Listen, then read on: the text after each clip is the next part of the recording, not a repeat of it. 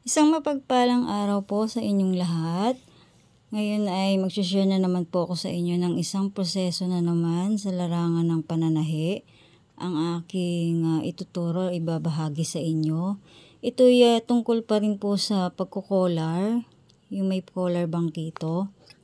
Pero this time ay ibang style naman.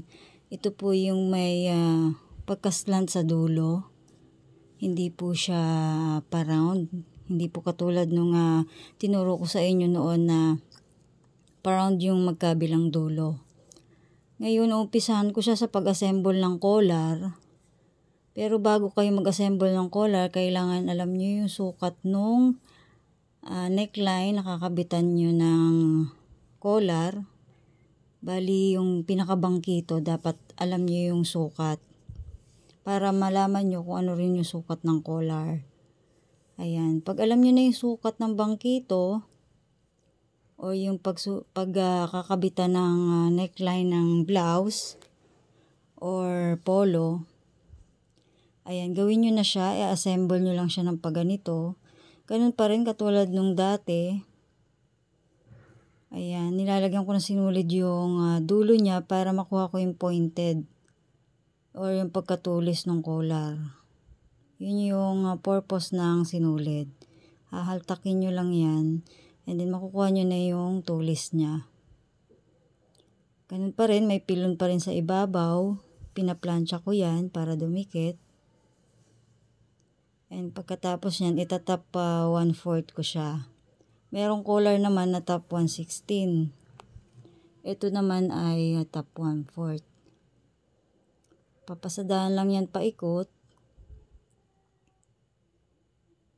Ayan, sa mga nahihirapan mag-collar, panoorin nyo po yung mga videos kong nakaraan para magamay nyo na kung paano mag-collar bangkito.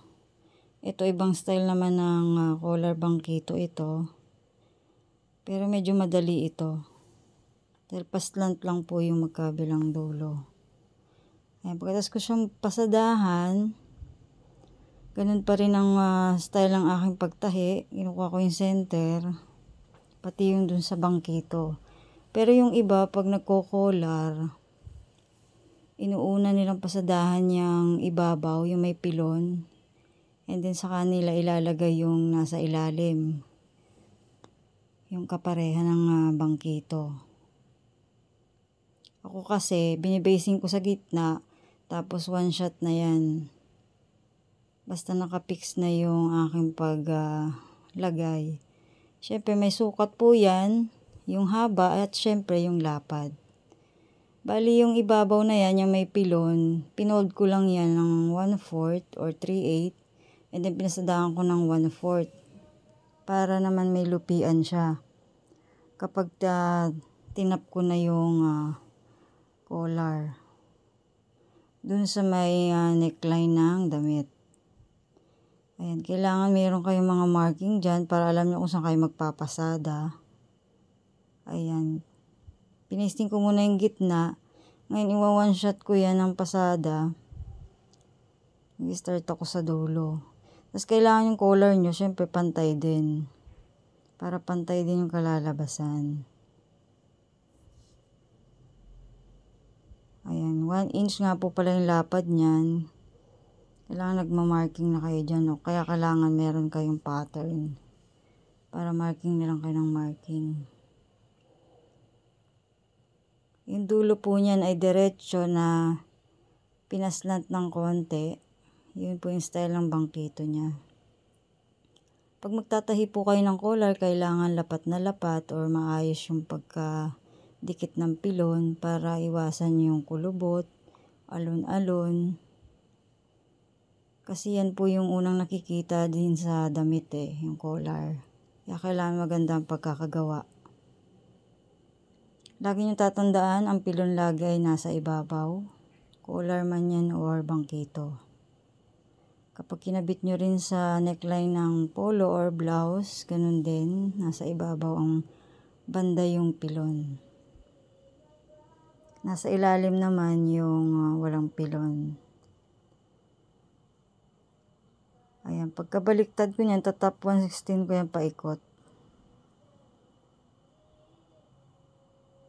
Ayan, shoutout po sa aking mga top fans dyan, mga followers, friends, relatives. Ayan, mga kakilala ko dyan, kapitbahay. Maraming salamat po sa inyong pagsubaybay sa akin palagi. Sa tuwing mag-upload ako ng videos. Ayan, pa-comment naman po, pa-like and share para lahat makapanood. At matuto na rin. Ayan, pagkatapos ko 116 yan, mamarkingan ko yung tapat nung pinasadahan ko ng 1/4 para alam po kung saan ko ipapasada yan sa neckline.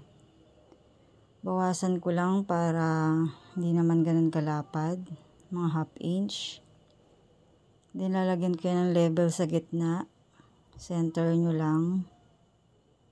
Ganyan lang kadali gumawa ng collar. Sana may natutunan po ang new beginners dyan o yung mga nahihirapan tahi ng collar. Maraming salamat sa inyong panonood. Tapos na po. Abangan nyo po yung susunod kong video.